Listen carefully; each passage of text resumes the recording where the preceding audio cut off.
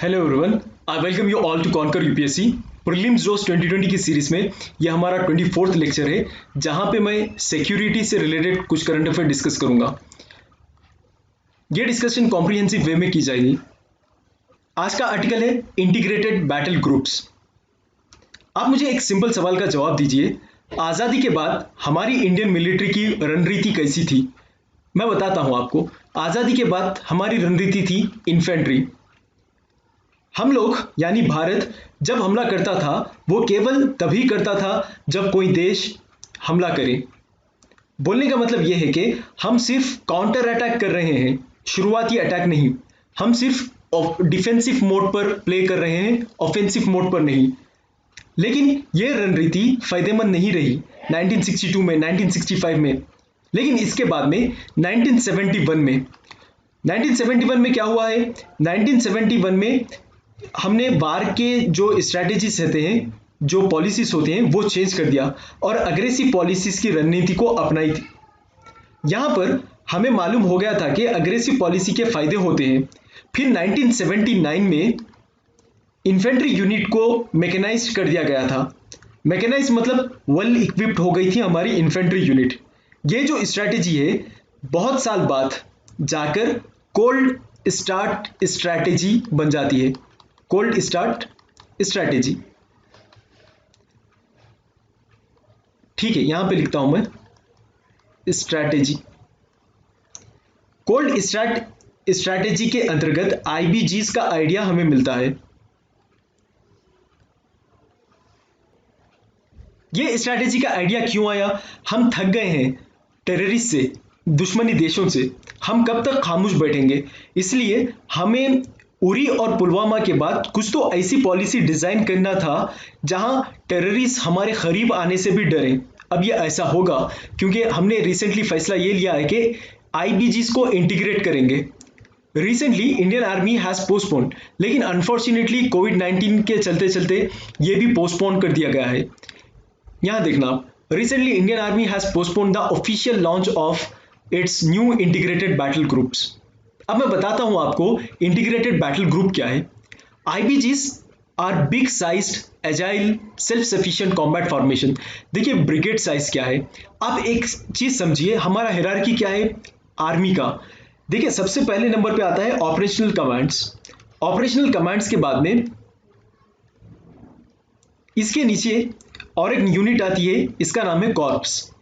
और कॉर्प्स के नीचे जो यूनिट आती है इसका नाम है डिवीजन।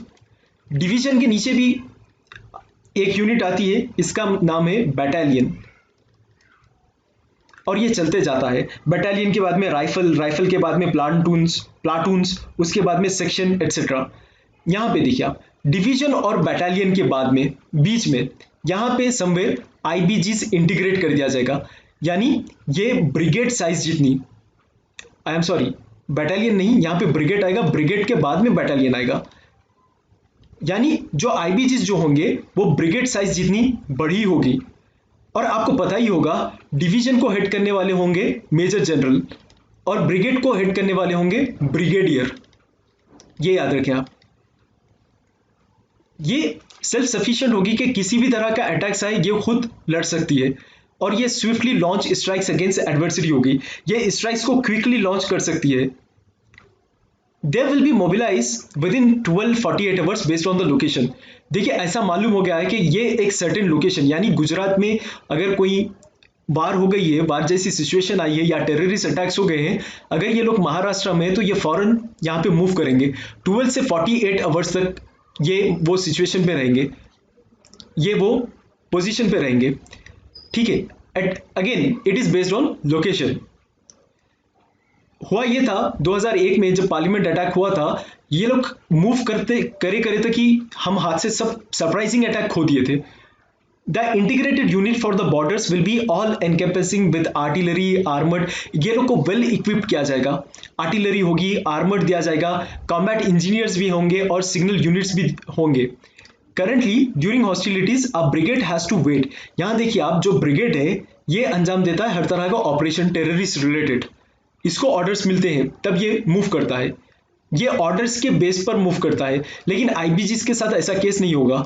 आईबीजीज को जिस तरह से इंफॉर्मेशन मिलेगी कि कहीं अटैक हुआ है, ये फौरन मूव कर देगा, इनको ऑर्डर्स लेने की जरूरत नहीं पड़ेगी, ठीक है, ये ऑर्डर्स का वेट नहीं करेंगे, फौरन हरकत में आएंगे। वेयर एज ब्रिगेड का क्या काम था, पहले ब्रिगेड ऑर्डर्स के ऊपर काम करता था, ये न्यूज के ऊपर काम करेंगे, ठीक है। IBGs are perform both offensive roles, अभी मैंने जो कहा था भारत की रणनीति अब चेंज हो रही है, ऑफेंसिव रोल पे भी प्ले करेंगे और डिफेंसिव रोल पे भी प्ले करेंगे। It is based on the situations कि एनिमी किस तरह से अटैक कर रहा है हमारे ऊपर।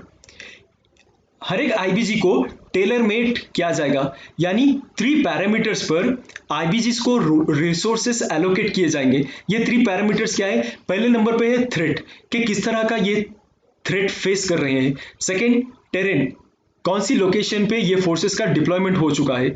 तीसरा है टास्क, ये पर्टिकुलर यूनिट किस तरह का टास्क से डील कर रही है, और उसी के हिसाब से इनकी लॉजिस्टिक्स डिजाइन की जाएंगी कि इन लोग की लॉजिस्टिक्स बहुत लाइट वेटेड हो, कि सच दैट इन लोग को है ना मूव करने में, मोबिलाइज करने में दिक्कत ना हो।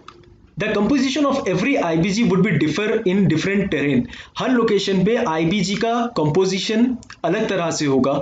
जैसा कि अगर ये डेजर्ट में होंगे तो इनका कंपोजिशन कुछ और होगा, अगर ये माउंटेन्स में होंगे इनका कंपोजिशन, इनके लॉजिस्टिक्स कुछ और होंगे।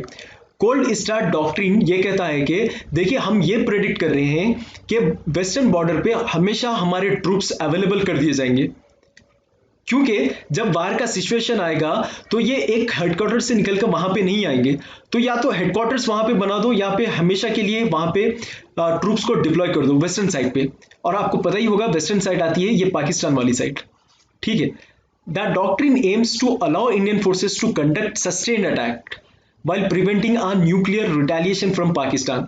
देखिए हमें न्यूक्लियर रिटेलिएशन से भी बचना है और हमें सस्टेन अटैक्स भी करना है। ये डॉक्ट्रिन का एम यही है कि हमारा तो न्यूक्लियर का डॉक्ट्रिन एक ही है, क्या है, नो फर्स्ट यूज पॉलिसी, हम पहले अटैक कभी नहीं करेंगे।